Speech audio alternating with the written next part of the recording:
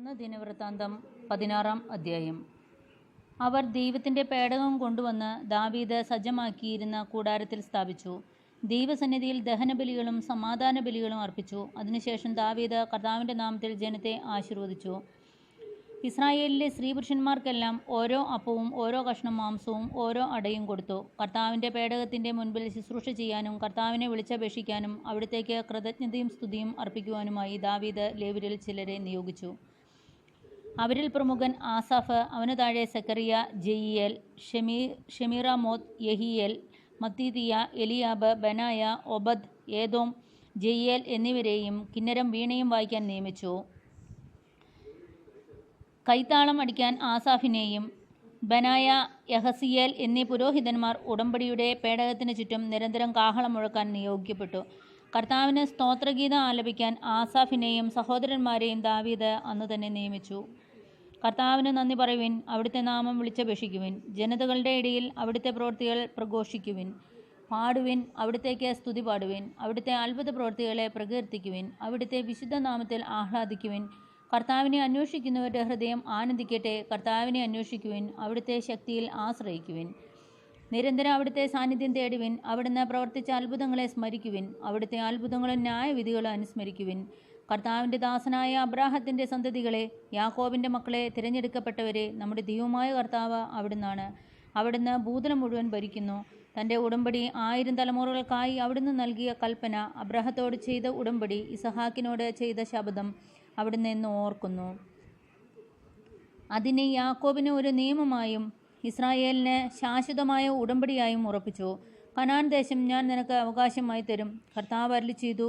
അവർ എണ്ണത്തിൽ കുറവും നിസ്സാരരും പരദേശികളും ആയിരുന്നപ്പോൾ, ദേശങ്ങളിൽ നിന്ന് ദേശങ്ങളിലേക്കും രാജ്യങ്ങളിൽ നിന്ന് രാജ്യങ്ങളിലേക്കും അലഞ്ഞു നടന്നപ്പോൾ, ആരും അവരെ പീഡിപ്പിക്കാൻ അവിടുന്ന് അനുവദിച്ചില്ല.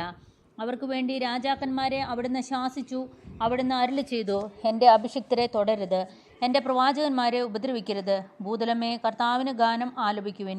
അവിടുത്തെ രക്ഷ അനുദിനം പ്രകീർത്തിക്കുവിൻ. രാജ്യങ്ങളോട് അവിടുത്തെ മഹത്വം പ്രഖ്യാപിക്കുവിൻ. ജനതകളോട് അവിടുത്തെ അത്ഭുതങ്ങൾ പ്രഘോഷിക്കുവിൻ. എന്തെന്നാൽ കർത്താവ് ഉന്നതനാണ്, അത്യന്തം സ്തുത്യർഹനാണ്, സർവ്വദേവന്മാരെയുംക്കാൾ ആരാധ്യനുമാണ്. ജനതകളുടെ ദേവന്മാരോ വിഗ്രഹങ്ങളും. കർത്താവ് ആകാശങ്ങളെ സൃഷ്ടിച്ചു. മഹത്വവും തേജസ്സും അവിടുത്തെ വലയം ചെയ്യുന്നു. ശക്തിയും ആനന്ദവും അവിടുത്തെ ആലയത്തിൽ നിറഞ്ഞു നിൽക്കുന്നു.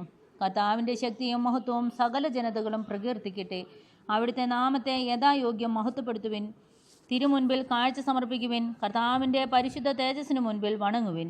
ഭൂതലം കർത്താവിൻ്റെ മുൻപിൽ പ്രകമ്പനം കൊള്ളട്ടെ. അവിടുന്നല്ലോ ലോകത്തെ അചഞ്ചലമായി ഉറപ്പിച്ചത്. സ്വർഗം ആനന്ദിക്കട്ടെ, ഭൂമി ആഹ്ലാദിക്കട്ടെ. കർത്താവ് വാഴുന്നുവെന്ന് ജനതകളുടെ മധ്യേ അവ ഉദ്ഘോഷിക്കട്ടെ. സമുദ്രവും അതിലുള്ള സകലതും അട്ടഹസിക്കട്ടെ. ഭൂമിയും അതിലുള്ള സകലതും ആഹ്ലാദിക്കട്ടെ.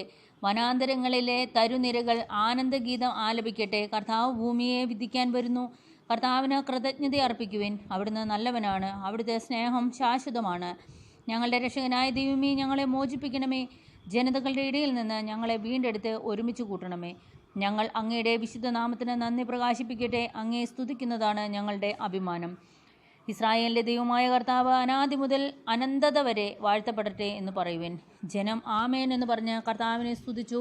കർത്താവിൻ്റെ പേടകത്തിൻ്റെ മുൻപാകെ ദിനം തോറുമുള്ള ശുശ്രൂഷ യഥാവിധി നടത്താൻ ആസാഫിനെയും സഹോദരന്മാരെയും ദാവീദ് നിയോഗിച്ചു.